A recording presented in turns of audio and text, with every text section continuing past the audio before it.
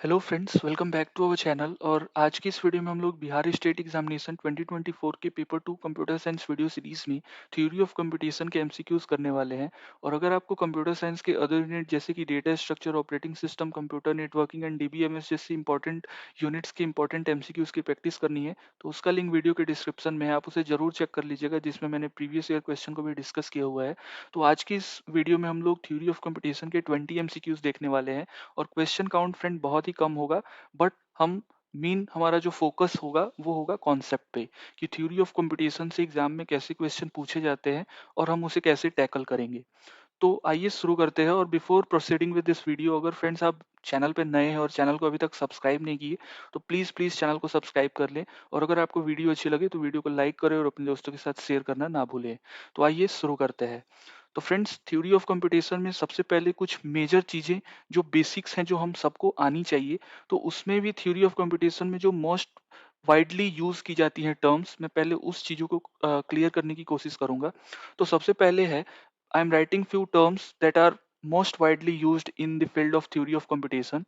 So the first point is symbol. तो हमें in terms के बारे में आइडिया होना चाहिए, then only we can decode the questions that were asked in the examination. So सबसे पहला टर्म है symbol. Second one is alphabet. Alphabet क्या होता है इस चीज की हमें नॉलेज होनी चाहिए। Then the next one is string. String क्या होती है, और उसके बाद से हमारा होता है एक लैंग्वेज। तो बेसिकली ये चार टर्म्स जो सबसे ज्यादा यूज किए जाते हैं थ्योरी ऑफ कंप्यूटेशन में। तो सबसे पहला है हमारा सिंबल। तो जो सिंबल होता है वो हमारा होता है फंडामेंटल यूनिट, या फिर आप इसे बोल सकते हो कि basic unit of language. Language क्या होता है ये हम अभी ही देखेंगे। नेक्स्ट है हमारा अल्फाबेट। क्या होता है, तो alphabet is nothing but it is a finite set of symbols. So finite set of symbols को ही हम बोलते हैं अल्फाबेट। इसको मैं अभी एग्जाम्पल भी दूंगा इसका, तो एग्जाम्पल से आपको और क्लियर हो जाएगा। Next one is string. String क्या होता है, तो string is nothing but it is a set of all possible alphabets. जितने भी अल्फाबेट्स हैं उन सबको हम कॉन्केटिनेट करके, उन सबको जोड़ करके एक स्ट्रिंग का फॉर्मेशन करते हैं। तो इसको हम बोल सकते हैं कि this is a collection of alphabets. तो अल्फाबेट्स के कलेक्शन को हम स्ट्रिंग बोलते हैं। और नेक्स्ट है हमारा लैंग्वेज। तो लैंग्वेज क्या होता है, तो language is nothing but it is a collection of all possible strings. So language is what, language is the collection of all all possible strings. अब इसका हम एक एग्जाम्पल देखेंगे और उस एग्जाम्पल से मैं आपको क्लियर करने की कोशिश करूंगा। तो फॉर एग्जाम्पल हमारे पास एक क्वेश्चन दिया गया कि right a regular expression, right a regular expression for a language, for a language uh, that accepts a string, that accepts a string that ends with, that ends with letter और alphabet A. So हमें वैसे string उन सारे ही strings के लिए लिखना है जो कि ए से एंड हो रहा है। तो इसका एक एग्जांपल मैं देता हूं, जैसे कि ये हमारा क्वेश्चन हो गया और इसमें हमारे कौन कौन से स्ट्रिंग्स इन्वॉल्व रहेंगे। तो जैसे कि ए बी ए हो गया, सिंपल ए भी हो गया, या फिर ए बी बी ए हो गया। तो इस तरीके के सारे स्ट्रिंग्स आप इस स्ट्रिंग में देख सकते हो कि ये जो स्ट्रिंग है इस स्ट्रिंग का एंड ए से हो रहा है। ये भी एक जो सिंगल ए है इसका भी एंडिंग ए से हो रही है। और ये जो ए बी बी ए है इसकी भी एंडिंग ए से हो रही है। तो हमें एक ऐसा रेगुलर एक्सप्रेशन लिखना है जो कि एक लैंग्वेज के सारे ही स्ट्रिंग्स को एक्सेप्ट करेगा जिसकी एंडिंग ए से हो रही होगी। तो ये होता है हमारा लैंग्वेज। और ये लैंग्वेज में हमारा ये जो मैंने लिखा है, जैसे कि ए बी ए मैंने लिखा, तो ए बी ए में ए और बी जो है, ए और बी जो है ये हमारा होता है सिंबल्स। ए और बी जो है वो होता है हमारा सिंबल्स। और अल्फाबेट किसे हम बोलते हैं, तो अल्फाबेट की एक सिंबल होती है जिसे हम कुछ इस तरीके से लिखते हैं, जिसे हम लिखते हैं ऐसे। तो ये होता है हमारा अल्फाबेट का symbol. Alphabet is what, it is a finite set of symbols. तो इस क्वेश्चन की अगर हम बात करें तो इस क्वेश्चन में अगर हम सिंबल्स देखें तो हमारे सिंबल कौन कौन से हैं। एक है हमारा सिंबल ए और एक है हमारा सिंबल बी। और इन्हीं दोनों सिंबल से हम क्या कर रहे हैं, हम अपने स्ट्रिंग को फॉर्मेशन कर रहे हैं, स्ट्रिंग को फॉर्मेट कर रहे हैं, तो उसको हम बोलेंगे कि ए बी ए जो है ये मेरा एक स्ट्रिंग है। तो ए बी ए जैसे कि मैंने यहाँ पे लिखा है अपने क्वेश्चन में, तो इसमें ए बी ए जो है this is what, this is a string. तो ये ए बी ए जो है ये स्ट्रिंग है, और ये सारे ही स्ट्रिंग जो कि एक पॉसिबल सेट ऑफ स्ट्रिंग है, वो सारे ही को ही हम बोलेंगे कि it is nothing but it is a language. तो ये होता है हमारा लैंग्वेज। तो ये चीज आई एम होपिंग कि ये चीज आपको क्लियर हुई होगी कि हम सिंबल किसे बोलते हैं। तो हमारा ए और बी जो है जिससे मिल करके हमारा एक लैंग्वेज तैयार होता है, एक स्ट्रिंग तैयार होता है, उसको हम बोलते हैं सिंबल, जो हमारा सबसे फंडामेंटल यूनिट ऑफ लैंग्वेज होता है। तो ये सिंबल होता है, और सिंबल को ही कलेक्शन को, सिंबल के ही फाइनाइट सेट ऑफ सिंबल्स को ही हम अल्फाबेट बोलते हैं, जिसे कि हम इस सिंबल से रिप्रेजेंट करते हैं। नेक्स्ट है हमारा कि स्ट्रिंग फिर किसे बोलते हैं। तो स्ट्रिंग क्या होता है कि जब हम उसी सिंबल्स को, उसी अल्फाबेट्स को आपस में कंबाइन कर देते हैं, कॉन्केटिनेट कर देते हैं, तो हमारा स्ट्रिंग का फॉर्मेशन होता है, और ग्रुप ऑफ स्ट्रिंग्स को हम बोलते हैं हमारा लैंग्वेज। तो आई एम होपिंग कि ये चार चीजें क्लियर हुई होंगी। अब मैंने यहाँ पे एक नया टर्म यूज किया, regular expression. So regular expression क्या होता है? So regular expression is what, it is a method to represent a language. एक लैंग्वेज को रिप्रेजेंट करने का एक तरीका, एक मेथड को ही हम बोलते हैं regular expression. So for example, ये जो क्वेश्चन है, इस क्वेश्चन में जैसे कि हमसे पूछा गया है कि हमें एक ऐसा रेगुलर एक्सप्रेशन डिजाइन करना है जो कि सारे ही लैंग्वेजेस की स्ट्रिंग को एक्सेप्ट करेगा, जो कि ए से खत्म हो रहे होंगे, ए से एंड हो रहे होंगे। तो इसको हम कैसे लिख सकते हैं? So I am writing over here कि रेगुलर एक्सप्रेशन हमें लिखना है, तो सबसे पहले हम करली ब्रैकेट का यूज करते हैं। तो हम क्या करेंगे कि ए प्लस बी यूज करेंगे, और ए प्लस बी में हमारे वो सारे ही स्ट्रिंग आ जाएंगे जो ए और बी से शुरू होंगे, ए और बी से मतलब बनेंगे। और यहाँ पे ऊपर में मैं एक स्टार लिखूंगा। स्टार क्या होता है इसको भी मैं अभी क्लियर करता हूँ। और उसके बाद से मैं क्या लिखूंगा, ए लिखूंगा। तो इससे क्या होगा कि ए और बी से स्टार्ट किसी से भी हो सकता है।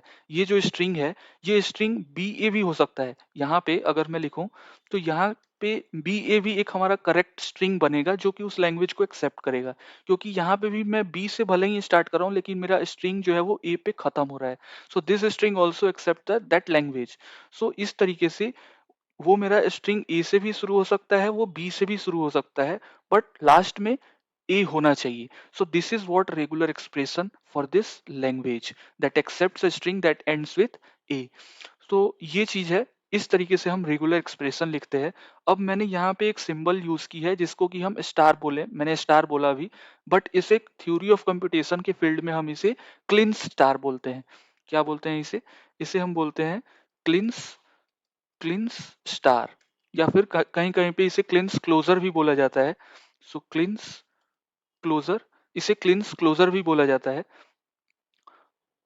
तो ये चीज है कि A plus B star and then A. तो ये चीज इसकी रेगुलर एक्सप्रेशन हो जाएगी फॉर दिस पर्टिकुलर लैंग्वेज। अब एक चीज और है कि बहुत बार हम सुनते हैं ऑटोमेटा। ऑटोमेटा क्या होता है? So automata is what, automata is a machine. Regular expression मैंने क्या बताया कि regular expression is a method to represent a language, but automata क्या होता है? Automata is a machine, automata is a machine which does what, it is used to check whether the language is, it is used to check whether the language is और whether the string हम बोलेंगे ज्यादा specific term में कि whether a string is a part of language or not, is a part of language or not।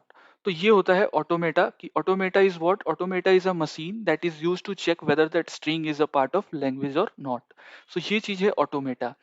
तो friends, इतनी basic concept आपको पता होनी चाहिए कि सिंबल्स क्या होते हैं, अल्फाबेट क्या होता है, लैंग्वेज क्या होता है, स्ट्रिंग क्या होता है, फिर ऑटोमेटा, क्लिंस क्लोजर, ये सब क्या होते हैं। तो आई एम होपिंग कि ये चीजें आपको क्लियर हुई होंगी। And now let's jump on to the question number 1, और उसमें जैसे जैसे कॉन्सेप्ट आते जाएंगे I will clear those point as well. So let's start from question number 1. So our first question states that कि for a specific input there can be how many paths from a current state to the next state in DFA. So DFA means what? DFA stands for deterministic finite automata. So deterministic finite automata में क्या होता है, finite automata क्या होता है, let's discuss first कि सबसे पहले फाइनाइट ऑटोमेटा को हमने दो भागों में बांटा है। फाइनाइट ऑटोमेटा क्या होता है? So finite automata is the most restricted type of machine. So finite automata भी एक automata ही है, और automata जैसे कि मैंने बताया कि automata is what? It is a machine. So automata is a machine, but finite automata is a most restrictive type of machine that accepts only regular language. So language में भी वो सिर्फ रेगुलर लैंग्वेज को ही accept करता है। इसी वजह से हम इसे बोलते हैं कि ये सबसे रेस्ट्रिक्टेड टाइप ऑफ मशीन है, that accepts only regular language. So finite automata is what? It is the most restricted type of machine that accepts only regular language. तो फ्रेंड्स ये भी क्वेश्चन पूछा जाता है कि सबसे restricted type of language और मशीन कौन सा है, तो वो होता है हमारा फाइनाइट ऑटोमेटा. अब इसमें फाइनाइट ऑटोमेटा को भी हमने दो भागों में बांटा है. एक होता है हमारा फाइनाइट ऑटोमेटा और एक होता है हमारा infinite automata. Finite automata that means कि जो सिर्फ रेगुलर लैंग्वेजेस को एक्सेप्ट करे उसे हम फाइनाइट ऑटोमेटा बोलते हैं. तो इस क्वेश्चन में अब फाइनाइट ऑटोमेटा में भी हमने दो भागों में फाइनाइट ऑटोमेटा को बांटा है. एक होता है हमारा डीएफए और दूसरा होता है हमारा NFA. So DFA means deterministic finite automata और NFA means non-deterministic finite automata. So deterministic में क्या होता है कि जितने भी हमारे स्टेट्स हम बनाते हैं किसी भी क्वेश्चन के लिए, किसी भी प्रॉब्लम को सॉल्व करने के लिए, तो उसमें there can be multiple states. अब स्टेट्स क्या होता है और उसमें एक ट्रांजिशन क्या होता है, पहले इसको भी डिस्कस कर लेते हैं. सबसे पहले मैं एक यहाँ पे आपको डायग्राम ड्रॉ कर देता हूँ for this particular regular expression ही. तो फॉर एग्जांपल कि ये मेरा एक स्टेट है. स्टेट को हम हमेशा सर्कल से ही रिप्रेजेंट करते हैं, और इसको कैसे कैसे किस सिंबल को डिनोट करते हैं ये भी आप एक बार चेक कर लीजिएगा, जो कि एग्जाम में डायरेक्ट क्वेश्चन बन सकते हैं. तो हमारा रेगुलर एक्सप्रेशन है, यहाँ पे हमने एक स्टेट मैंने ड्रॉ किया है. ये मेरा इनिशियल स्टेट है और इनिशियल स्टेट को हम हमेशा इस एरो से रिप्रेजेंट करते हैं. तो मैं इसी क्वेश्चन के लिए फाइनाइट ऑटोमेटा डिजाइन कर रहा हूं. तो फाइनाइट ऑटोमेटा में हम दो चीजों का खास ध्यान रखते हैं. फर्स्ट वन इज स्टेट और दूसरा होता है हमारा ट्रांजिशन. ये है मेरा फॉर एग्जांपल स्टेट ए. कहीं कहीं कहीं पे आप इसे Q0 भी लिखते हो, so that does not matter. उसके बाद से हम हमारा finite state like initial state हमने ड्रॉ कर दिया. उसके बाद से हमें हमारे पास कितने नंबर ऑफ सिंबल्स हैं, तो दो है, ए और बी. तो यहाँ पे हम पहले ए स्टेट से हम जाएंगे कहाँ पे, बी स्टेट पे. और यहाँ पे क्या होगा, अगर कोई भी ए हमें मिलता है स्टार्टिंग में, तो हम क्या करेंगे, अपने स्टेट बी पे पहुंच जाएंगे. ये मेरा फॉर एग्जांपल बी है, कैपिटल बी मैं लिख रहा हूँ, और जो सिंबल है, इनपुट सिंबल है, ये मेरा स्मॉल ए है. ठीक है.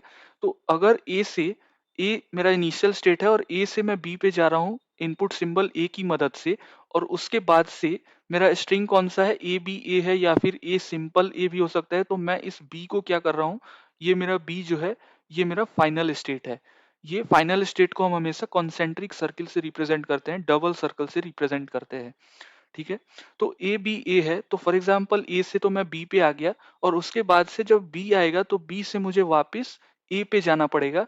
तो ये होता है बी. बी से बी इनपुट सिंबल के लिए मैं कहाँ चला गया, ए पे चला गया. स्मॉल बी मैंने लिखा है, small B represents input symbol B. और अगर इस पे और भी ए मुझे मिलते हैं, तो उस केस में मैं क्या करूंगा, मैं बी पे ही रह जाऊंगा. तो ये होता है सेल्फ लूप.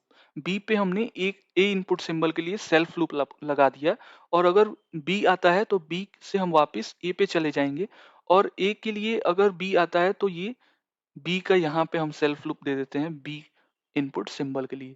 तो ये होगा इस पर्टिकुलर क्वेश्चन के लिए हमारा फाइनाइट ऑटोमेटा. हम कैसे फाइनाइट ऑटोमेटा को डिजाइन करते हैं. तो आई एम होपिंग कि ये चीजें क्लियर हुई होंगी, और इसमें अब हम एक्सप्लेन करेंगे कि हमारा स्टेट क्या है और ट्रांजिशन क्या है. तो ये बेसिकली जो भी मैंने सर्कल से बनाया है, ए है, यहाँ पे बी है, तो ये होता है हमारा स्टेट. और नेक्स्ट है हमारा ये जो मैंने एरो से रिप्रेजेंट किया है, ये होता है मेरा ट्रांजिशन. कि for a particular input symbol हम किसी स्टेट से दूसरे किसी स्टेट पे जा रहे हैं किसी इनपुट सिंबल की मदद से, तो वो हम बोलते हैं कि वो ट्रांजिशन हो रहा है. कि स्टेट ए से हम स्टेट बी पे जा रहे हैं, तो ये हम ट्रांजिशन की मदद से जा रहे हैं। तो ये होता है हमारा ट्रांजिशन। और स्टेट क्या होता है, तो ये जो सर्कल है ये हमारा होता है state. So this is what state and transition. अब आ जाते हैं इस पे। तो डिटर्मिनिस्टिक फाइनाइट ऑटोमेटा और non deterministic finite automata, these are the two types of finite automata. So deterministic finite automata में क्या होता है कि for every input state, for every state there is only one move for a input symbol. So हर एक state के लिए, हर एक स्टेट से हम एक इनपुट सिंबल से एक ही बार में जा सकते हैं। सो क्या मैंने बोला, आई एम रिपीटिंग अगेन कि for a input, for every state, for every state, like we have two states here, one is A and second one is this B. So we have two states over here. So in deterministic finite automata what it says कि for every state there is only one move। हम एक बार में एक A से, इस A input symbol से सिर्फ इसी B पे जा सकते हैं। इसके अलावा हम किसी तीसरे स्टेट पे A की मदद से नहीं जा सकते उसी A इनपुट सिंबल के लिए। सो यही होता है डिटर्मिनिस्टिक फाइनाइट ऑटोमेटा कि there is only one move for every state for a input symbol, for every input symbol. So this is what deterministic finite automata। और non deterministic finite automata की अगर मैं बात करूं, so there can be zero or more than one for every input state, और from every state for every input symbol. So एक input symbol से हम मल्टीपल स्टेट्स पे एक से ज्यादा बार भी जा सकते हैं और जीरो नंबर ऑफ टाइम्स भी जा सकते हैं। सो this is what non deterministic finite automata. So I am hopping friends कि डीएफए और एनएफए चीजें क्लियर हुई होंगी। और डीएफए एनएफए में नॉन डिटर्मिनिस्टिक फाइनाइट ऑटोमेटा होता है और एक हम एक्स्ट्रा सिंबल यूज करते हैं जिसे हम बोलते हैं epsilon. This denotes in this way.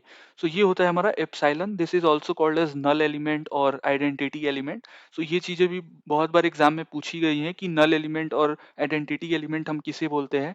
So NFA means this identity element. So इसमें हम, ऐसा जरूरी नहीं है कि इस ए से हम इस ए सिंबल को भेजेंगे ही, हम सिर्फ बी भी भेज सकते हैं, हमें ए भेजने की जरूरत नहीं है। So this is what NFA states कि देयर कैन बी जीरो और more than one input symbol और a transition for a input symbol from every states. So this is what NFA. I am hoping कि this is clear. अब question में कह रहा है कि डीएफए में हम किसी भी लाइक एक इनपुट सिंबल के लिए for a specified input we we have how many paths we can have from a current state to a next state in DFA। so DFA में किसी एक input symbol के लिए हम current state से next state पे जाने के लिए हमारे पास कितने path होते हैं। so there can be only one move। सिर्फ एक ही तरीके से एक ही बार में हम A से B पे जा पाएंगे, हम A से C पे नहीं जा पाएंगे, क्योंकि हमारे पास DFA में एक इनपुट सिंबल हम एक ही बार किसी एक स्टेट से दूसरे स्टेट पे जा सकते हैं। So the option B is correct. Next question is कि a dash machine is a finite state machine in which the output does not change when we change the input। so इसमें मुरे machine and मिले machine आपको पहले समझना पड़ेगा कि मुरे और मिले मशीन क्या होता है। सो लेट्स डिस्कस कि व्हाट इज मुरे एंड व्हाट इज मिले। सो फ्रेंड्स, सबसे पहले तो मुरे और मिले के बारे में आपको डिफरेंस पता होना चाहिए कि मुरे क्या होता है और मिले मशीन क्या होता है। So they both are special finite state machine. दोनों के दोनों ही एक स्पेशल तरह के फाइनाइट स्टेट मशीन होते हैं। तो अब इनमें डिफरेंस क्या है ये चीजें पहले डिस्कस कर लेते हैं। सो सबसे पहले आई एम राइटिंग व्हाट इज मुरे। सो मुरे मशीन में क्या होता है कि हमारे पास इसका जो आउटपुट है, इसका मुरे मशीन का जो आउटपुट होता है, it only depends on output only, output only depends on the present state. Present state, state क्या है मैंने वो डिस्कस कर लिया है मैंने अभी कि स्टेट किसे हम बोलते हैं। सो आउटपुट जो है वो सिर्फ और सिर्फ प्रेजेंट स्टेट पे डिपेंड करता है। और मुरे मशीन जो है it is synchronous with the clock. मैं जस्ट एब्रिविएशन फॉर्म लिख रहा हूँ, it is synchronous with the clock. Next point है कि if we pass n length of input, अगर हम मुरे मशीन में सिर्फ n लेंथ का इनपुट पास करेंगे, n लेंथ का अगर input, if we pass n length of input symbol in our Moore machine, then it will return, then it will return output, output of length n plus one. So friends, ये बहुत important line है कि अगर हम किसी n length के input को मुरी machine में पास करते हैं, सो जो हमारा आउटपुट जनरेट होगा, आउटपुट की लेंथ जो होगी वो n+1 हो जाएगी। So this is the major concept and बहुत बार ये चीजें कॉन्सेप्ट पूछी जाती है एग्जाम में। सो मेक श्योर कि आप ये तीनों पॉइंट्स जो मैंने लिखी है, और एक और पॉइंट है कि अगर हमें किसी प्रॉब्लम के लिए, अगर किसी क्वेश्चन के लिए, अगर किसी लैंग्वेज के लिए मुरे और मिले मशीन दोनों ही बनाना है, तो जो नंबर ऑफ स्टेट्स रिक्वायर्ड होंगी वो मुरे मशीन में ज्यादा होती हैं। So more number of states are required. So ये चीज एक है मुरे मशीन के केस में कि more number of states are required to draw और to represent a language in Moore machine. Okay, so these are the 4 points related to Moore machine. And अगर हम मिले मशीन की बात करें, सो मिले मशीन में भी ये चीजें ऑलमोस्ट सिमिलर होती है, but difference lies over here कि सबसे पहले जो हमारा मिले मशीन है, मिले मशीन में जो हमारा आउटपुट है, output depends on the current state and the current input symbol, current input symbol. So this is the first point. Second point is it is asynchronous with the clock में यहाँ पे synchronicity नहीं होती है। Next point is कि यहाँ पे अगर हम n लेंथ के इनपुट को पास करते हैं, if we pass n length of input, if we pass n length of n length input, then it will return output of length n. सो अगर हम n लेंथ के इनपुट सिंबल इनपुट अगर मिले machine को देते हैं, so it will return output of length n only, not n+1। ये सिर्फ और सिर्फ n लेंथ के आउटपुट ही रिटर्न करेगा। नेक्स्ट पॉइंट इज कि अगर जैसे कि मैंने बताया कि अगर हम सेम प्रॉब्लम के लिए मूरी मशीन डिजाइन करते हैं तो वहां पे मोर नंबर ऑफ स्टेट्स की रिक्वायरमेंट होती है, और अगर हम मिले मशीन से उसी प्रॉब्लम को सॉल्व करेंगे, so we will require less number of states. So ये भी फ्रेंड्स पॉइंट डायरेक्ट पूछ लिया जाता है कई बार एग्जामों में। सो मेक श्योर कि you have remembered this. So Mealy machine में less number of states are required और मूरे मशीन में more number of states are required. So इस क्वेश्चन में क्या पूछा गया है कि एक हमें ऐसी मशीन बतानी है जो कि फाइनाइट स्टेट मशीन है, बट उसमें जो आउटपुट है उसका के तरीके इनपुट के तरीके से चेंज नहीं होता है, कि अगर हम इनपुट को चेंज करें तो वो आउटपुट भी उसका चेंज हो जाए। तो इसमें हमारा करेक्ट ऑप्शन हो जाएगा ऑप्शन बी, दैट इज मुरे मशीन। मुरे मशीन में सिर्फ और सिर्फ प्रेजेंट स्टेट पे डिपेंड करते हैं, और मिले मशीन में हम, जैसे कि आप यहाँ देख सकते हो मैंने लिखा है कि मिले मशीन में हम क्या करते हैं, करंट इनपुट सिंबल पे भी डिपेंडेंट होते हैं। सो अगर हमारा करंट इनपुट सिंबल चेंज हो रहा है तो हमारा आउटपुट भी चेंज होगा। और अगर इसको रिप्रेजेंट हम कैसे करते हैं, तो लेट्स सी कि हम रिप्रेजेंट कैसे करते हैं मिले मशीन और मुरे मशीन को। तो मुरे मशीन जो है, मुरे मशीन को हम हमेशा हमारा जो ये स्टेट है, इस स्टेट के अंदर ही हम अपना आउटपुट सिंबल दे रहे होते हैं। जैसे कि यहाँ पे हमारा मुरे मशीन की अगर मैं एग्जांपल दूं, तो मुरे मशीन में फॉर एग्जांपल कि ये मेरा Q0 है। Q0 दैट मीन्स कि मेरा इनिशियल स्टेट है, तो इनिशियल स्टेट पे मुझे कौन सा इनपुट सिंबल मिलेगा, तो फॉर एग्जांपल ए मिलेगा। तो ये है लाइक हम जो इनपुट आउटपुट सिंबल देते हैं वो आउटपुट सिंबल स्टेट के अंदर ही देते हैं इन केस ऑफ मुरे मशीन।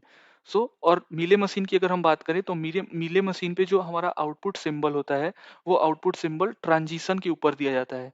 ट्रांजिशन के ऊपर कैसे हम देते हैं, तो फॉर एग्जांपल बी है, बी इनपुट सिंबल के लिए मेरा आउटपुट सिंबल क्या होगा, 1 होगा।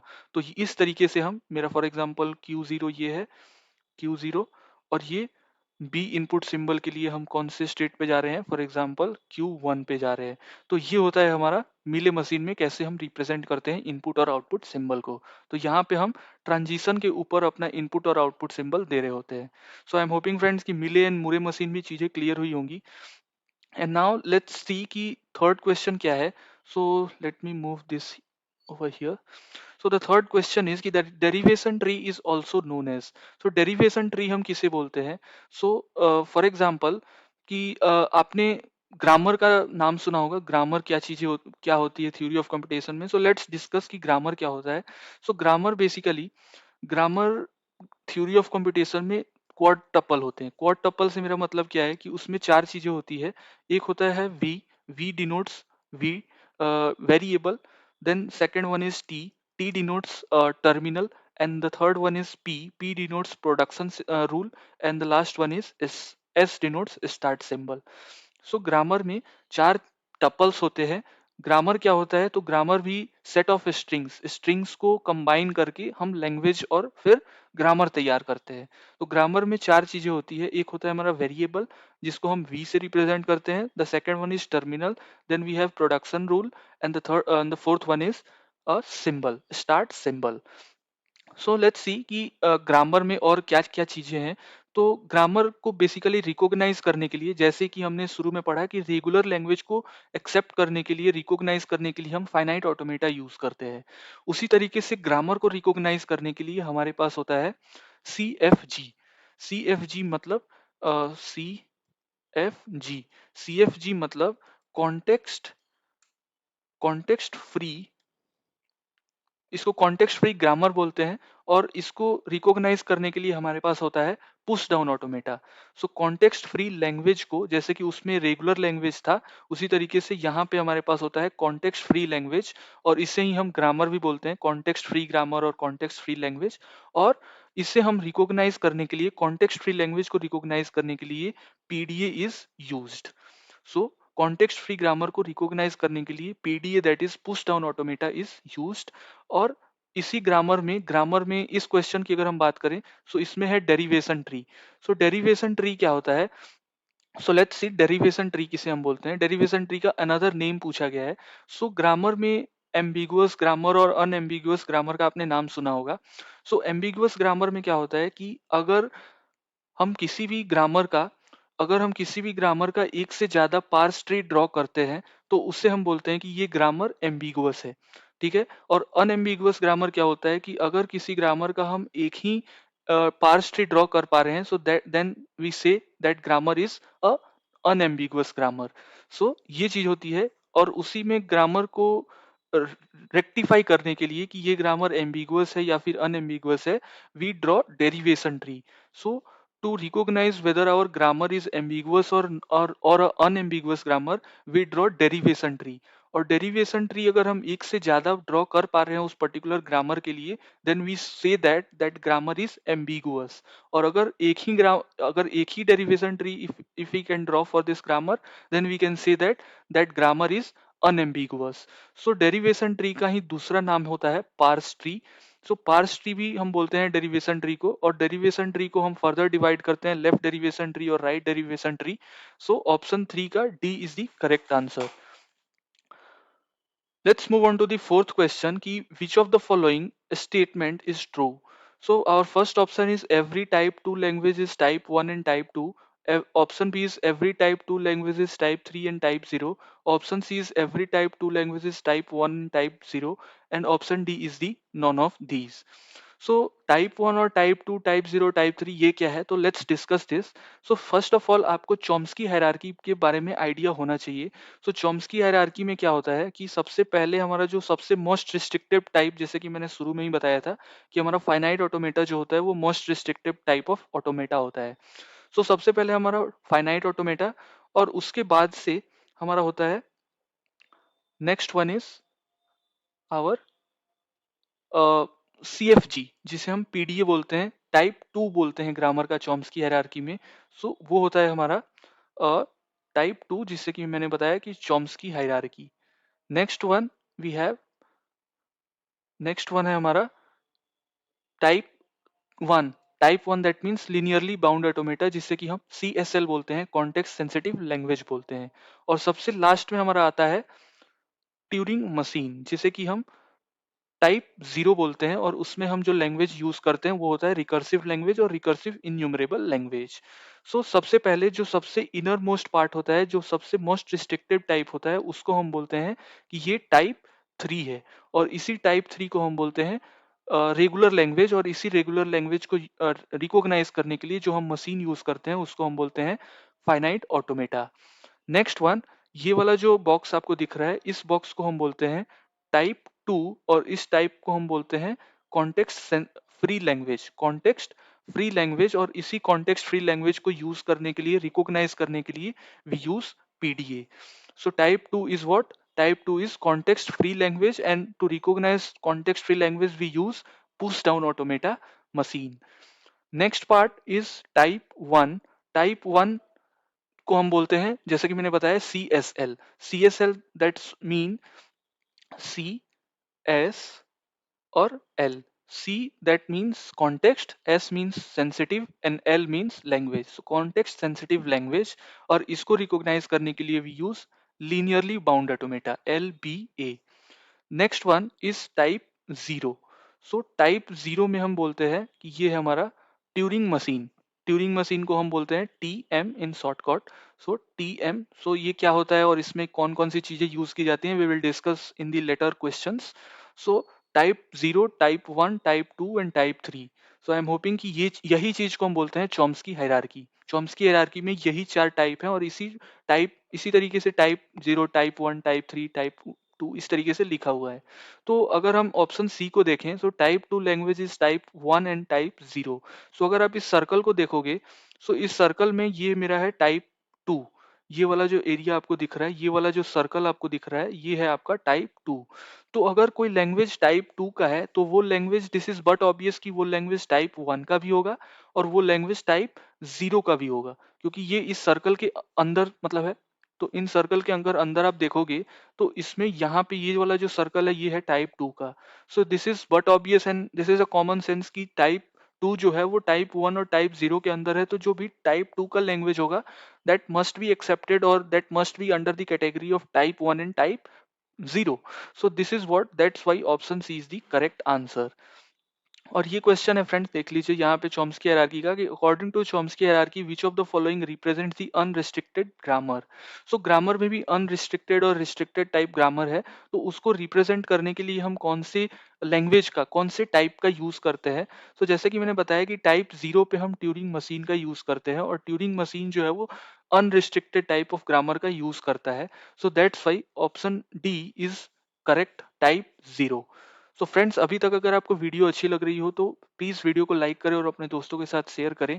और फ्रेंड्स, वीडियो को अगर आप देख रहे हो, अगर आपको अच्छा लग रहा है और अगर आपने चैनल को अभी भी सब्सक्राइब नहीं किया है, तो प्लीज़ चैनल को सब्सक्राइब कर लें, because from our channel analytics 60% of the user और व्यूअर्स ऐसे हैं जो सिर्फ वीडियो देखते हैं but they do not subscribe us. So friends, अगर आपको हमारा एफर्ट अच्छा लग रहा है, तो please appreciate our efforts by subscribing our channels और by sharing our videos. So that's all. अगर आपको अच्छा लग रहा है, तो प्लीज जेन्युइन आप अपना भी एफर्ट हमें दिखाएं, अपना एप्रिसिएट, हमें एप्रिसिएट करें। So let's move on to the sixth question. Now, the next question is कि the recursively enumerable language is not closed under.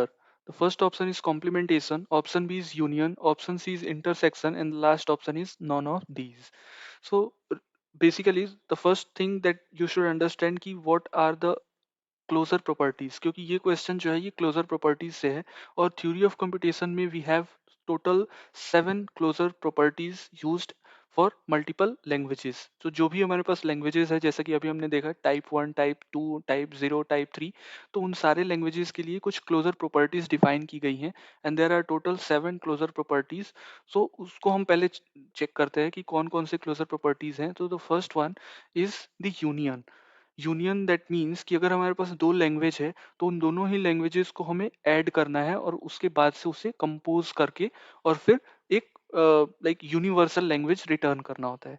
So this is just a plus, जिसे हम जस्ट ऐड करके, दो languages हैं उन दोनों ही languages को हम ऐड करते हैं। नेक्स्ट है हमारा कॉन्केटेनेशन। कॉन्केटेनेशन कॉन्केटेनेशन को हम रिप्रेजेंट करते हैं डॉट से।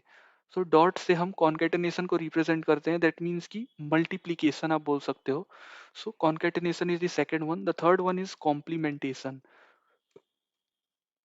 कॉम्प्लीमेंटेशन मीन्स कि हमारे पास एक यूनिवर्सल सेट दिया गया है, और उस यूनिवर्सल सेट में से हम जो लैंग्वेज है हम उससे माइनस करके हम अ, जो हमारा कॉम्प्लीमेंटेशन ऑफ लैंग्वेज है उसको डिराइव कर रहे होते हैं। तो कॉम्प्लीमेंटेशन को हम बोलते हैं कि जो भी हमारा यूनिवर्सल सेट है, जो भी हमारा यूनिवर्सल सेट है, उस यूनिवर्सल सेट में से हम अपना, जैसे कि यूनिवर्सल सेट फॉर एग्जांपल हमारा ये सिग्मा है, इस सिग्मा में से हम लैंग्वेज एल को माइनस कर देते हैं, तो हमारा जो बचता है वो होता है हमारा उस लैंग्वेज का कॉम्प्लीमेंट। उसको हम ऐसे भी रिप्रेजेंट करते हैं, या कई जगहों पे एल और इसके टॉप में एक छोटा सा सी भी लिखा जाता है, तो ये भी होता है complementation. The next one is the fourth one is the intersection, intersection के बारे में तो आप सबको पता होगा कि इंटरसेक्शन को हम क्या बोलते हैं, इंटरसेक्शन और उसका क्या रोल रिस्पॉन्सिबिलिटी होती है। तो इंटरसेक्शन में जस्ट हम जो कॉमन एलिमेंट्स हैं उससे हम फेच कर रहे होते हैं, उससे हम डिराइव कर रहे होते हैं। The fifth one is the difference. The fifth one is the difference. Difference में क्या होता है कि दो लैंग्वेजेस हैं, उन दोनों ही लैंग्वेज में से लैंग्वेज वन है और उसमें से हम लैंग्वेज टू को माइनस कर रहे होते हैं, तो ये होता है difference. The sixth one is the Kleene closure. Kleene closure जिसे कि मैंने स्टार्टिंग में ही बताया था, जिसको कि हम बोलते हैं स्टार। स्टार से रिप्रेजेंट करते हैं विच denotes the infinite length of languages, कि लैंग्वेज जो है वो ऑल पॉसिबल स्ट्रिंग्स हो सकते हैं और उसकी लेंथ जो है वो इनफाइनाइट तक हो सकती है। So to represent that type of string और that type of language we use this Kleene closure. Next है हमारा पॉजिटिव क्लोजर। पॉजिटिव क्लोजर में क्या होता है कि पॉजिटिव क्लोजर को हम रिप्रेजेंट करते हैं प्लस से, जहाँ पे कि हमें सिर्फ ये बताना होता है कि हमारे पास दिस नंबर ऑफ स्ट्रिंग्स हैं, दिस नंबर ऑफ अल्फाबेट्स हैं और उससे ही हमें स्ट्रिंग को डिजाइन करना है for a specific for length one. तो उस केस में हम प्लस सिंबल का यूज करते हैं। सो ये होता है टोटल 7 क्लोजर प्रॉपर्टीज। और अगर हम हमारे क्वेश्चन में रिकर्सिव इन्यूमरेबल लैंग्वेज के कॉन्टेक्स्ट में पूछा गया है कि इनमें से कौन सा क्लोजर प्रॉपर्टी जो है वो क्लोज नहीं होता है, सो हमारा करेक्ट ऑप्शन हो जाएगा कॉम्प्लीमेंटेशन। बाकी यूनियन की अगर हम बात करें, इंटरसेक्शन की बात करें, या फिर अगर हमारे पास जो भी डिफरेंस है या फिर जो भी कॉन्केटेनेशन है, उन सब में हमारा जो रिकर्सिव इन्यूमरेबल लैंग्वेज है वो क्लोज्ड होता है। बट सिर्फ और सिर्फ कॉम्प्लीमेंटेशन के केस में ये क्लोज्ड नहीं होता है। So this is what option A is the correct answer for question number 6। Let's move on to the seventh question की what is the reason behind a Turing machine is more powerful than a finite state machine. So अब ये question आ गया जहां पे हमें ये समझना पड़ेगा कि फाइनाइट स्टेट मशीन की ड्रॉबैक्स क्या क्या है, उसके डिसएडवांटेजेस क्या है, और उसके बाद से हमें पता चलेगा कि ट्यूरिंग मशीन क्यों बेटर है और एफएसएम यानी कि फाइनाइट स्टेट मशीन से पीडीए कैसे बेटर है और पीडीए से भी बेटर ट्यूरिंग मशीन कैसे है। So now discuss in this question. So जो हमारा फाइनाइट स्टेट मशीन है या फिर फाइनाइट ऑटोमेटा है, उस फाइनाइट ऑटोमेटा में हमारे ड्रॉबैक्स क्या है। सो ड्रॉबैक्स में सबसे पहले मैं यहाँ पे 3 पॉइंट्स लिखूंगा और ये तीनों के तीनों पॉइंट्स जो हैं ये हमारे ड्रॉबैक्स हैं किसके, तो फाइनाइट ऑटोमेटा के, FA. So the first point is finite automata में लिमिटेड मेमोरी होती है, लिमिटेड मेमोरी होती है। और एक ये हमारा ड्रॉबैक है फाइनाइट ऑटोमेटा का, और एक होता है हमारा लिमिटेड पावर। इसमें पावर भी जो है फाइनाइट ऑटोमेटा की ये लिमिटेड ही होती है। और नेक्स्ट है हमारा string strings without comparison. Without वैसे स्ट्रिंग जिसमें कि हम कंपैरिजन कर रहे हो, तो उस तरह के स्ट्रिंग्स हम फाइनाइट ऑटोमेटा से डिजाइन नहीं कर सकते, उस तरीके से हम ड्रॉ नहीं कर सकते। तो जैसे कि मैंने स्टार्टिंग में भी बताया था कि finite automata is the most restricted type of automata. तो वहां पे जो भी लाइक सर्कल है, क्वेश्चन का जो बाउंड्री है वो काफी कम होता है। इसी वजह से यहाँ पे स्ट्रिंग विथ कंपैरिजन वो ड्रॉबैक में काउंट होता है, क्योंकि हम इस तरीके से क्वेश्चन को सॉल्व नहीं कर पाते यूजिंग फाइनाइट ऑटोमेटा। सो ये सारे ड्रॉबैक्स ऑफ फाइनाइट ऑटोमेटा है, make sure you have remembered this. So now let's see कि पीडीए जो हमारा पुश डाउन ऑटोमेटा है और ट्यूरिंग मशीन में कौन कौन से फिर जो चीजें ऐड ऑन हुई जिससे कि फाइनाइट ऑटोमेटा से वो बेटर है। सो लेट्स सी।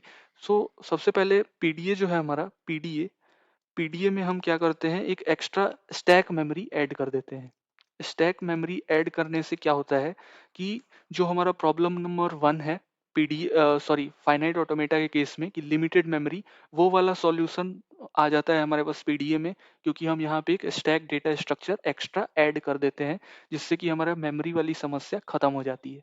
नेक्स्ट हमारा जो स्ट्रिंग स्ट्रिंग विथ कंपैरिजन था, जैसे कि स्ट्रिंग विथ कंपैरिजन वाला जो प्रॉब्लम था वो भी सॉल्व हो जाता है। जैसे कि मैं एक एग्जांपल देता हूँ आपको। फॉर एग्जांपल कि एक ऐसा स्ट्रिंग हमें डिजाइन करना है जहाँ पे एक हमारे को रेगुलर एक्सप्रेशन दिया गया है A raise to power N और B raise to power N. So इस केस में क्या है कि N number of A followed by N number of B where N is greater than 0। So this is the problem statement और इस case के लिए अगर हम इस प्रॉब्लम को अगर हम फाइनाइट ऑटोमेटा से सॉल्व करने जाएंगे, सो इस क्वेश्चन को हम फाइनाइट ऑटोमेटा से सॉल्व नहीं कर सकते, क्योंकि यहाँ पे कंपैरिजन आ गया कि equal number of n followed by equal number of A followed by equal number of b's where N is greater than zero. So यहाँ पे कंपैरिजन आ गया, इस वजह से इसे हम फाइनाइट ऑटोमेटा की हेल्प से सॉल्व नहीं कर सकते। But in case of PDA we have a stack data structure, जहाँ पे हम जब जब तक हमारे को ए मिलते जाएगा तब तक हम ए को स्टैक में अपने पुश करते जाएंगे, और जैसे ही बी हमें मिलेगा, जो भी हमारा पॉइंटर होगा, जैसे ही उसे बी मिलेगा तो हम क्या करेंगे, उस ए को एक एक करके अपने स्टैक से रिमूव करते जाएंगे फ्रॉम टॉप। सो इससे क्या होता है कि लास्ट में हमारा स्टैक जो है वो एम्प्टी हो जाता है, और वी से दैट कि ये जो स्ट्रिंग है ये एक्सेप्ट कर रही है। तो ये होता है पीडीए में हम एक एक्स्ट्रा स्टैक का यूज करते हैं, जिससे कि हम कह पाते हैं कि जो भी हमारा स्ट्रिंग विथ कंपैरिजन है उसको ये प्रॉब्लम सॉल्व कर पाएगा। नेक्स्ट है हमारा ट्यूरिंग मशीन। ट्यूरिंग मशीन में क्या होता है कि ये यहाँ पे हमारे पास फाइनाइट फाइनाइट स्टेट, जो फाइनाइट ऑटोमेटा है वो भी रहता है, और उसके साथ साथ जो हमारा ट्यूरिंग मशीन है, मैं यहाँ लिख देता हूँ कि जो ट्यूरिंग मशीन है, that Turing machine is equal to finite automata plus two stack. तो यहाँ पे नंबर ऑफ स्टैक कितने होते हैं, टू हो जाते हैं, और प्लस एक होता है हमारे पास इनफाइनाइट लेंथ का एक हमारे पास होता है इनपुट टेप।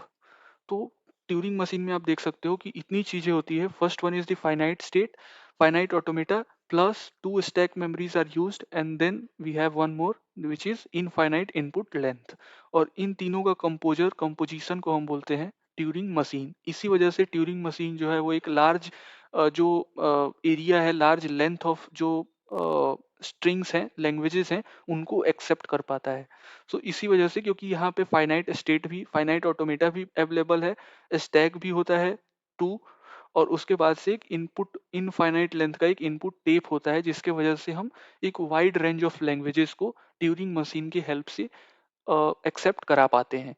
सो ट्यूरिंग मशीन में कौन सी चीजें हैं, किस रीजन की वजह से ट्यूरिंग मशीन ज्यादा पावरफुल होता है फाइनाइट ऑटोमेटा से।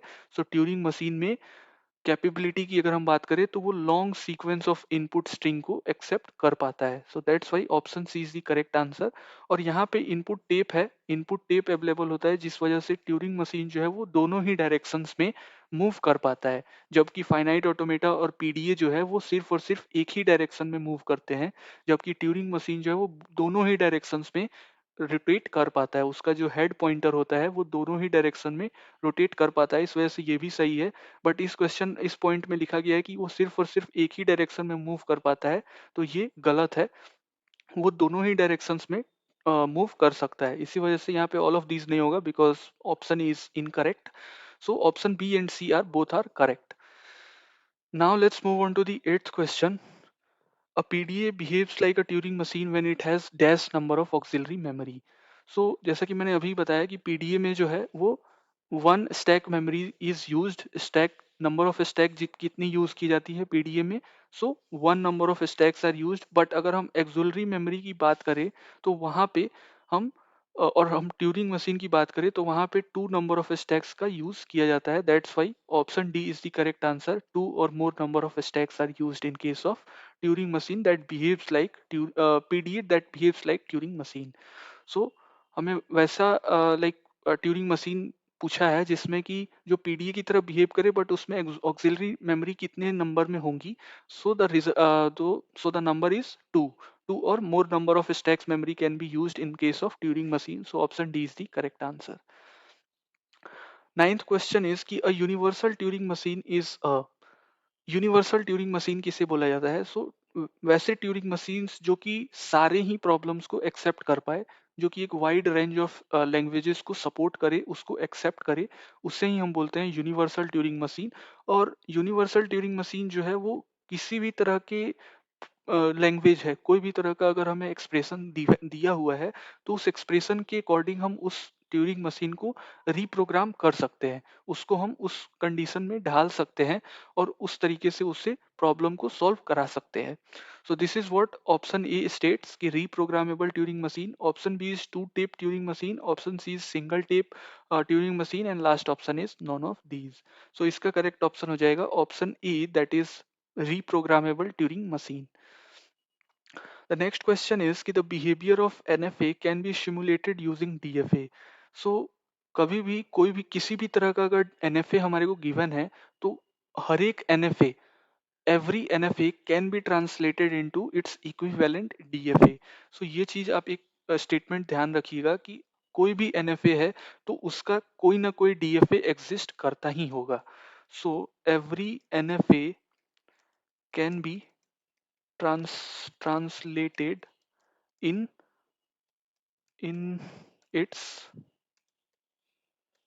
equivalent DFA.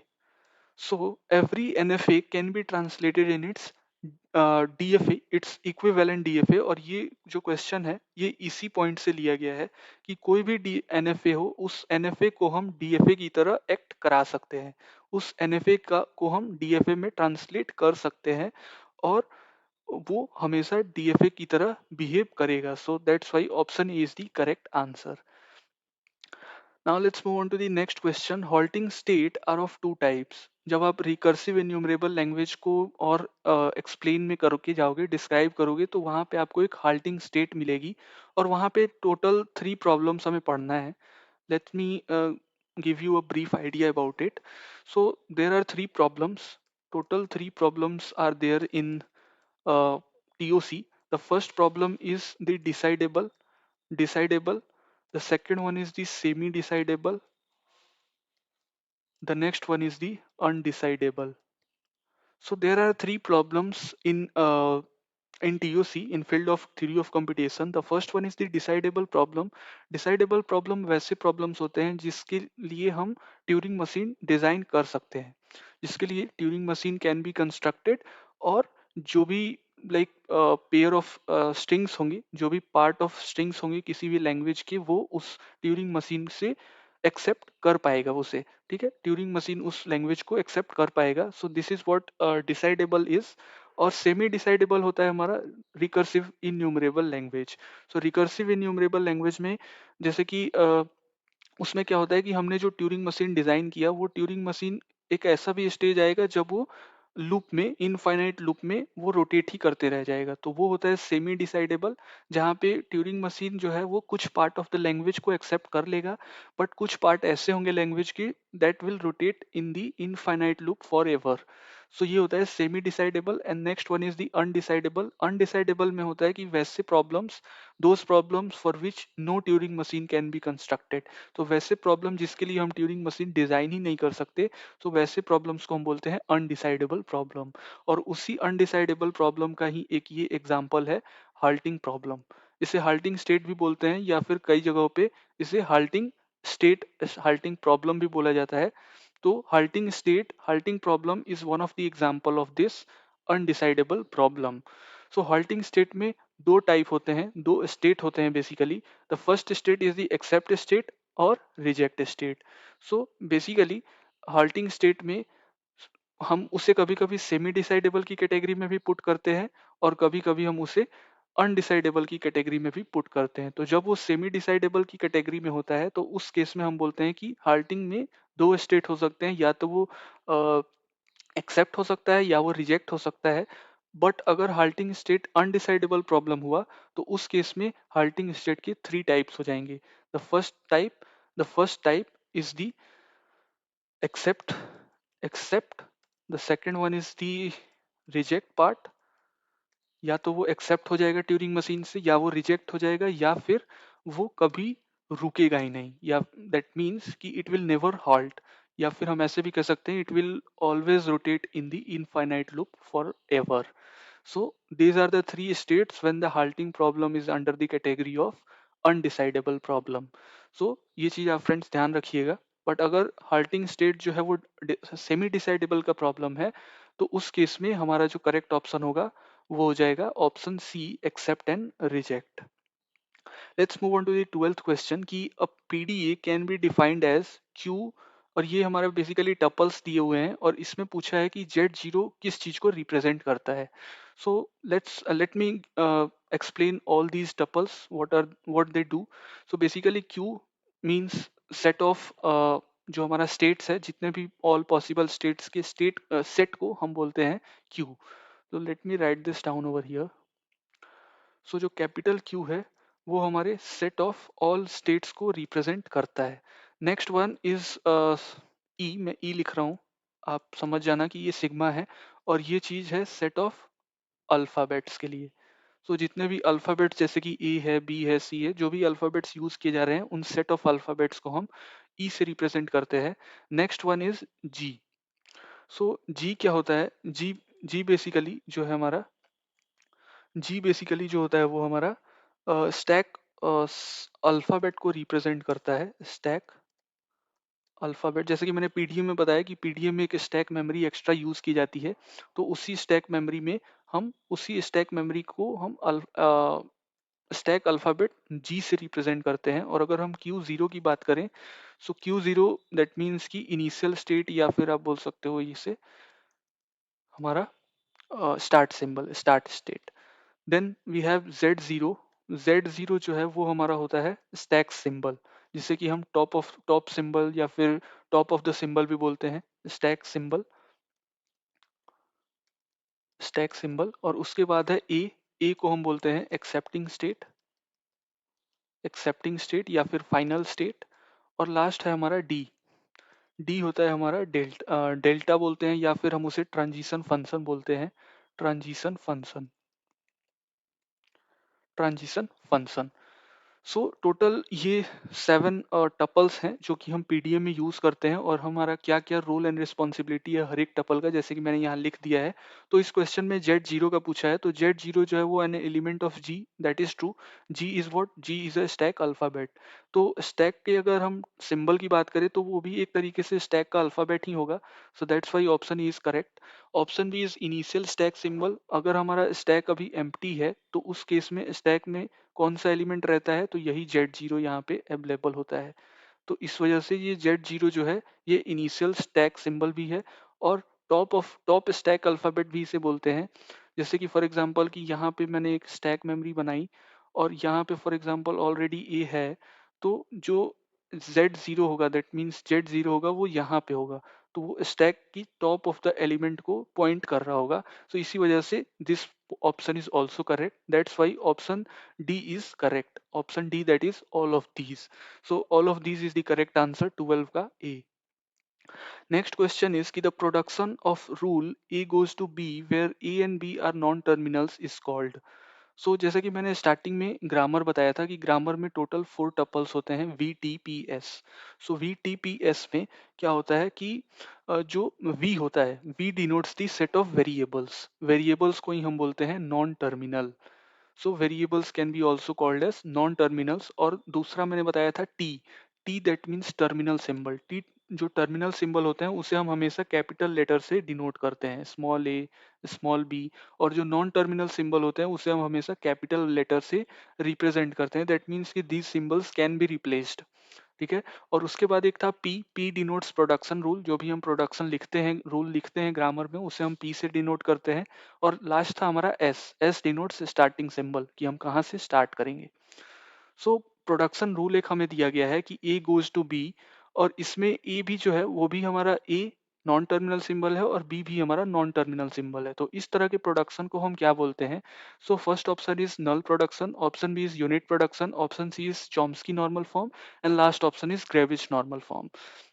So first option is null production. So null production हम किसे बोलते हैं? जैसे कि हमारा ये कैपिटल ए है, नॉन टर्मिनल सिंबल ए है, और ए डिटरमाइंस अ एप्सिलॉन, नल सिंबल या फिर नल एलिमेंट. तो इससे हम बोलते हैं कि ये प्रोडक्शन रूल जो है ये डिनोट करता है नल प्रोडक्शन को. तो ये इस वजह से ये हमारा, यहाँ पे तो हमने एप्सिलॉन लिखा है बट क्वेश्चन में तो बी है, तो बी भी हमारा नॉन टर्मिनल सिंबल ही है, तो इस वजह से ये ऑप्शन नहीं होगा. ऑप्शन बी अगर हम देखें unit production, so option B में क्या होता है, जैसे कि ए है और ये ए किसी नॉन टर्मिनल सिंबल को ही अगर डिटरमाइन कर रहा है, कैपिटल सी, तो इस केस में हम बोलते हैं कि ये जो है यूनिट प्रोडक्शन है। तो उसी तरीके से अगर आप देखोगे तो ये भी सेम एंटिटी डिटरमाइन हो रही है, तो option B is the correct answer. और अगर हम चॉम्स्की नॉर्मल फॉर्म और ग्रेविस नॉर्मल फॉर्म की बात करें, सो चॉम्स्की नॉर्मल फॉर्म में दो रूल होते हैं। फर्स्ट ऑफ ऑल, जो हम कैसे डिटरमाइन करते हैं कि ये चॉम्स्की नॉर्मल फॉर्म में है या नहीं, तो उसके लिए हमारे पास दो रूल है। द फर्स्ट रूल इज कि हम हमारा जो कैपिटल ए है, A determining the capital B and C, दोनों ही बी और सी दोनों ही नॉन टर्मिनल सिंबल होने चाहिए। या फिर जो दूसरा रूल है हमारा, वो रूल है small A.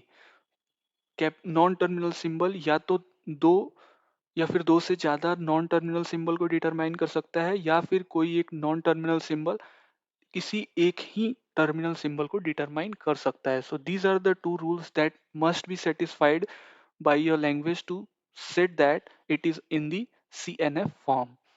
So I'm hoping friends कि ये चीज़ क्लियर हुई होगी कि ये फॉर्म में अगर हमारा कोई भी लैंग्वेज या फिर कोई भी ग्रामर है, तभी हम कहेंगे कि वो चॉम्स्की नॉर्मल फॉर्म में है।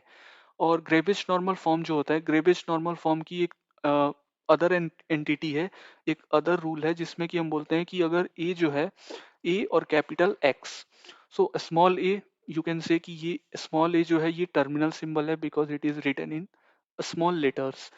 और कैपिटल एक्स की अगर हम बात करें, so it is written in upper case, so that's why it denotes the non terminal symbol. So अगर कोई नॉन टर्मिनल सिंबल किसी terminal symbol followed by non terminal symbol को अगर डिटरमाइन करे, तो वो फॉर्म जो है वो ग्रेबिश नॉर्मल फॉर्म का होता है।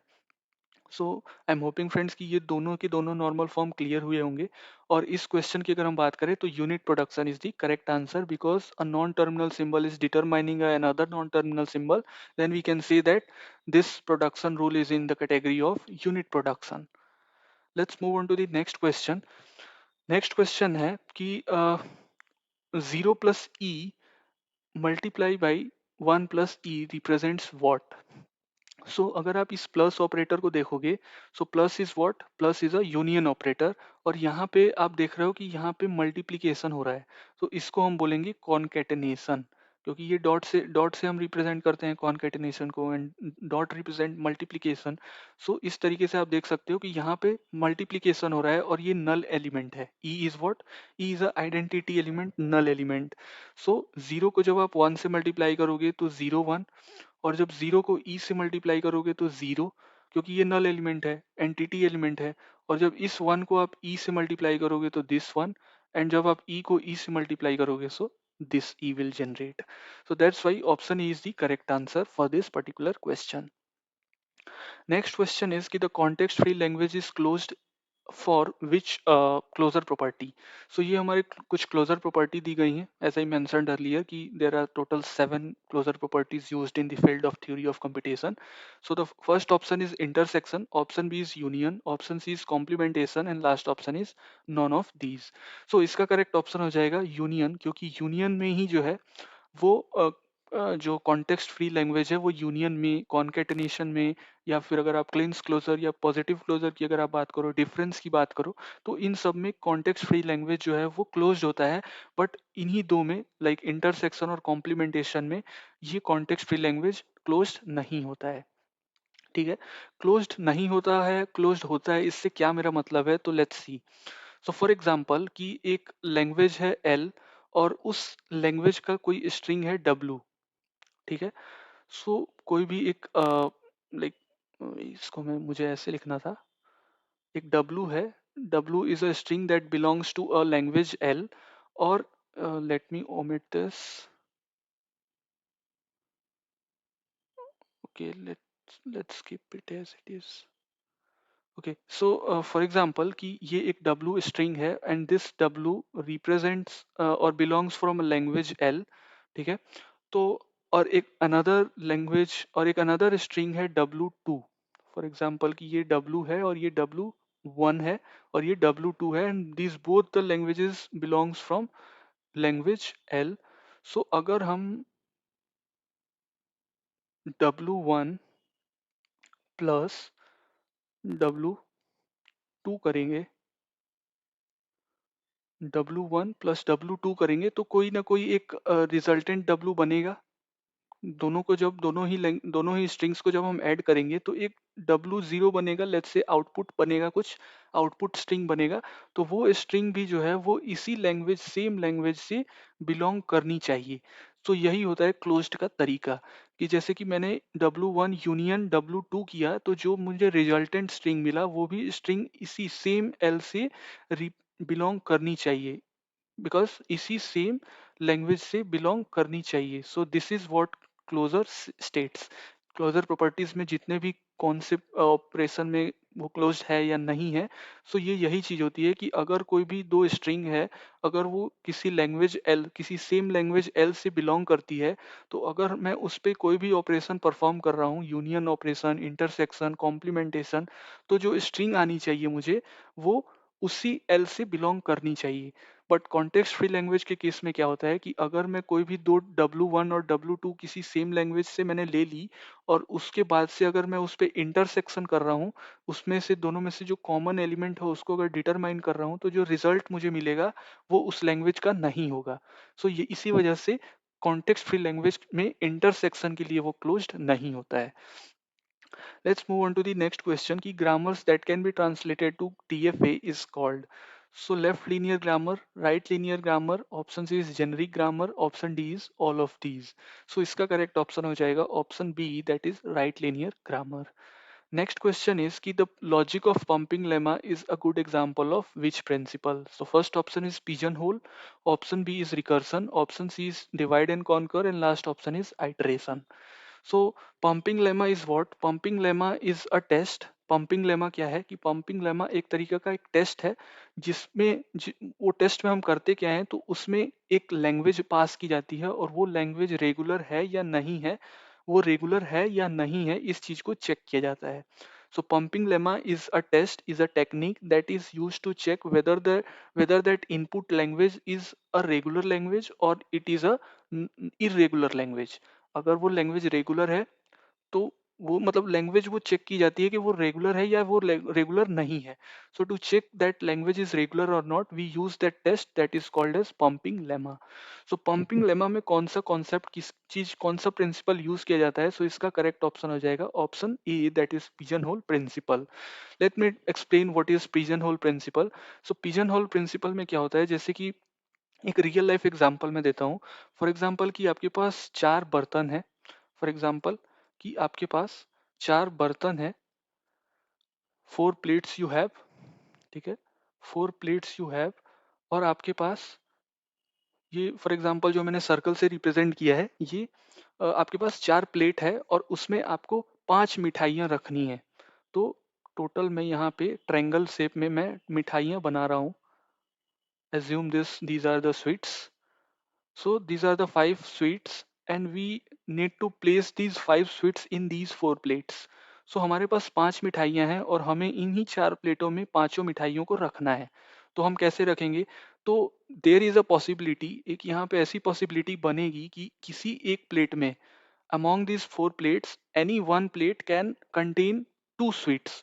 इन चारों ही प्लेटों में कोई एक ऐसा प्लेट होगा जिसमें कि मैं 2 मिठाई रखूंगा, क्योंकि मेरे पास टोटल नंबर ऑफ मिठाई कितनी है, 5 है, और टोटल नंबर ऑफ प्लेट्स कितने हैं, 4 हैं।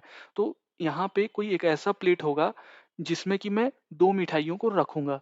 तो यही होता है पिजन होल प्रिंसिपल, कि if we have n number of containers, n number of plates, and we have m number of sweets, m number of items, then there is a possibility that any one container, any one plate can contain 2 items, 2 sweets। so this is the concept of pigeonhole principle।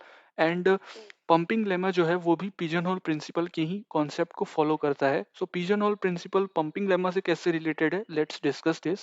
So pumping lemma में क्या होता है कि कोई भी for example मेरा language L है, और उस लैंग्वेज एल को से मैंने कोई भी एक स्ट्रिंग डिजाइन की डब्लू, और उस डब्लू स्ट्रिंग को मैंने 3 भागों में बांट दिया। फॉर एग्जांपल मैंने 3 भागों में इस डब्लू को बांट दिया है, और ये डब्लू किस में से आ रहा है, इसी लैंग्वेज एल से डिराइव किया गया है। सो फॉर एग्जांपल मैंने इस एक्स को, इस डब्लू को 3 भागों में बांटा, एक्स, वाई और जेड। सो अब पंपिंग लेमा में क्या होता है कि ये मेरा जो स्ट्रिंग था इसमें एक्स था, वाई था और जेड था। तो इसमें अब मैं क्या करूँगा कि अगर मैं y की नंबर ऑफ वाइज़ अगर मैं बढ़ा भी देता हूँ, तो भी ये जो w है इसी z से बिलॉन्ग करना चाहिए। तो यहाँ पे क्या हो रहा है कि मैं इस y की वैल्यू को पंप कर रहा हूँ। मतलब कि y की वैल्यू को पम्प्ड अप, मतलब कि y की वैल्यू को मैं बढ़ा रहा हूँ। तो यही होता है पंपिंग लेमा। दैट मीन्स कि हम स्ट्रिंग को फर्दर पार्ट्स में डिवाइड करते हैं, 3 पार्ट्स में डिवाइड करते हैं, और उसके बाद से जो middle part of the string होता है, मिडिल पार्ट जो होता है आफ्टर डिवाइडिंग दैट स्ट्रिंग, उसको हम 3 पार्ट्स में डिवाइड करके और उसके बाद से मिडिल पार्ट को हम पंप कर रहे होते हैं कि अगर पहले यहाँ पे 1 नंबर ऑफ y था, अब मैंने 3 टाइम्स y कर दिया है, तो मेरा जो रिजल्टेंट बना स्ट्रिंग वो कैसा बन गया, x फिर फॉलोड बाय 3 y's, और उसके बाद से लास्ट में अपना आएगा जेड। तो ये अपना बनेगा अपना स्ट्रिंग। तो अब हमारा ये जो स्ट्रिंग है ये भी स्ट्रिंग बिलोंग्स करना चाहिए इसी एल से। सो यही होता है पंपिंग लेमा में कि अगर मैं किसी भी जो middle part of the string है आफ्टर डिवाइडिंग दैट स्ट्रिंग, तो उसको मैं पंप कर रहा होता हूँ, उसको मैं बढ़ा रहा होता हूँ। ठीक है, बढ़ाने के बाद से जो मेरा लास्ट में स्ट्रिंग बनेगा वो भी स्ट्रिंग उसी लैंग्वेज से बिलोंग करना होना चाहिए। सो इसी वजह से यही लॉजिक है पंपिंग लेमा का, और ये पिजन होल प्रिंसिपल को सपोर्ट करता है। पिजन होल क्या होता है, ये चीज़ मैंने यहाँ पे आपको मिठाई और प्लेट की एग्जांपल से समझा दिया है। तो फ्रेंड्स, अगर वीडियो अच्छी लग रही हो तो प्लीज़ वीडियो को लाइक कर दें, और अगर आपने चैनल को अभी भी सब्सक्राइब नहीं किया तो प्लीज़ प्लीज़ चैनल को सब्सक्राइब कर दें। और ये जो पीडीएफ है इसकी आपको पीडीएफ जो है इस क्वेश्चन की पीडीएफ आपको टेलीग्राम पे मिल जाएगी। टेलीग्राम का लिंक आपको चैनल के और वीडियो के डिस्क्रिप्शन में भी मिल जाएगा। So let's move on to the question number 18. So which sentence can be generated by these production rules? So ये production rule हमें दिया गया है, और इस प्रोडक्शन की हेल्प से हम कौन से स्ट्रिंग को जनरेट कर सकते हैं। सो ये जो एस है ये हमारा स्टार्टिंग सिंबल है, तो हम इसी एस से स्टार्ट करेंगे। और जो कैपिटल से चीज़ें लिखी हुई है जैसे ए है, यहाँ पे ए है, तो ये सारे जो कैपिटल लेटर से लिखे जाते हैं सिंबल उससे हम बोलते हैं नॉन टर्मिनल सिंबल या फिर वेरिएबल या फिर ऑक्सिलरी सिंबल्स। ठीक है, और जो स्मॉल लेटर से लिखे गए हैं जैसे डी है, यहाँ बी है, यहाँ स्मॉल सी है, so these symbols are called as terminal symbols. ठीक है, सो एस से हम स्टार्ट करेंगे। एस जो है वो किसे किसे डिटरमाइन कर रहा है, एक हमारा डिटरमाइन कर रहा है डी को। तो हमारा जो स्ट्रिंग है वो डी से स्टार्ट हो सकता है, बट सिर्फ और सिर्फ डी से ही स्टार्ट होगा, क्योंकि बाजू में कोई इसके नॉन टर्मिनल सिंबल नहीं है जिससे कि हम इसे फर्दर और एक्सपांड कर सकें। इस वजह से एस सिर्फ और सिर्फ एक डी को क्रिएट कर सकता है, या फिर अगर हम इस वाले पार्ट को लेंगे, बी ए को लेंगे, तो उससे हम क्या करेंगे, बी बना लेंगे सबसे पहले, और उसके बाद ए है। सो इस ए को मैं क्या करूंगा, इस ए को मैं फर्दर डिवाइड करूंगा। एक तो मैं इसे डी में तोड़ सकता हूँ, इसको मैं एक तो डी में तोड़ सकता हूँ, और इसे एक मैं सी में तोड़ सकता हूँ। सी, सी, और एक ए। ये दो पॉसिबिलिटी बन सकती है ए से according to this production rule. और उसके बाद से ये जो सी सी है ये टर्मिनल सिंबल है, तो इसे हम कुछ भी छेड़छाड़ नहीं करेंगे। हमारा मेन पॉइंट होगा कि इस ए को हमें रिप्लेस करना है। तो उसके बाद से मैं क्या करूँगा कि मैं अब फर्दर इसे ए को फर्दर डिवाइड करूँगा। फॉर एग्जांपल कि डी में अगर मैं तोड़ देता हूँ, डी में अगर मैं तोड़ देता हूँ, तो डी हो जाएगा मेरा, तो बी सी सी डी। तो इस तरीके से हम स्ट्रिंग को फॉर्मेट कर रहे होते हैं। तो यहाँ पे अगर आप देखोगे तो इसका यहाँ पे डबल डी नहीं होगा, यहाँ पे डबल डी नहीं होगा, यहाँ पे सिर्फ और सिर्फ बी डबल सी और डी होगा। So option A is the correct answer. So next question is, regular expression हमें दिया गया है जहाँ पे एक लैंग्वेज है और ये डब्ल्यू स्ट्रिंग है जो कि 0 और 1 और क्लीन स्टार लगाया गया है कि 0 और 1 से बनने वाले किसी भी स्ट्रिंग यहाँ पे कंसीडर किए जाएंगे। So W has no pair of consecutive zeros, और जो भी स्ट्रिंग हमारा बनेगा उसमें दो जीरोस कहीं पे भी नहीं होंगे एक साथ, जैसे कि 100, ये हमारा स्ट्रिंग एक्सेप्ट नहीं होगा फॉर दिस पर्टिकुलर लैंग्वेज। या फिर अगर हम एग्जांपल लें 100 1, तो ये भी हमारा एग्जाम्पल इसमें काउंट नहीं होगा। अगर हमारा इस तरीके से रहेगा स्ट्रिंग जैसे कि 1010, तो ये एक्सेप्टेड है, ये एक्सेप्टेड है। और बाकी ये जो दोनों जो मैंने एग्जांपल दिए ये एक्सेप्टेड नहीं है, because there are two consecutive zeros at the same time. ठीक है, तो आइए चेक करते हैं कि कौन सा रेगुलर एक्सप्रेशन इसमें सही है जो कि हमारा no pair of consecutive zeros बना के दे देगा। तो फर्स्ट है हमारा 1 + 0 1 0 तो अगर हम सिर्फ इस स्टेटमेंट को लें, प्लस दैट मीन्स कि इनमें से कोई भी हम एक ले सकते हैं। तो 1 को अगर मैं लूंगा तो 1 से बनने वाले सारे स्ट्रिंग्स यहाँ पे आ जाएंगे, 1 1 1 1 इनफाइनाइट नंबर ऑफ टाइम्स। अगर मैं 0 1 0 लूंगा, 0 1 0, और फिर से मैं अगर 0 1 0 लूंगा, तो आप देख सकते हो कि यहाँ पे 2 टाइम्स 0 आ गए, 2 कंजिक्यूटिव 0 आ गए। इस वजह से ये वाला जो ऑप्शन है ये मेरा इनकरेक्ट ऑप्शन है। उसी तरीके से यहाँ पे जब आप देखोगे तो आप इनमें से कोई कोई सा भी एक ले लोगे, तो 0 1 और फिर 0 1 और फिर 1 0 और फिर 0। तो इस तरीके से भी आप देख सकते हो कि यहाँ पे 2 0 आ रहे हैं, तो इस वजह से ये भी ऑप्शन हमारा गलत है। उसी तरीके से ये तो सिमिलर क्वेश्चन है, ऊपर वाला ही है फर्स्ट ऑप्शन, तो इसमें तो हमने चेक कर ही लिया कि भले ही इस साइड में कुछ भी हो, हमारा स्टार्टिंग ही जो है वही ये जनरेट कर देगा, जिस वजह से ये भी ऑप्शन गलत है हमारा। हमारा बच गया लास्ट ऑप्शन। इस ऑप्शन में देखते हैं, तो अगर इस ऑप्शन में मैं 0 1 को लेता हूँ, तो 0 1 और उसके बाद से मेरे पास ये 0 1 आएंगे, तो 0, तो ये 0 और 1 0, तो ये हमारा एक्सेप्टेड स्ट्रिंग की कैटेगरी में आएगा। इसी वजह से option D is the correct answer. और फ्रेंड्स, आज का लास्ट क्वेश्चन हमारा कि which of the following statement is false. So first option is कि every context sensitive language is recursive. Option B is the set of all languages that are not recursive enumerable is countable. Option C is the family of recursive enumerable languages closed under union. Option D is the families of recursive enumerable language and the recursive languages are closed under reversal.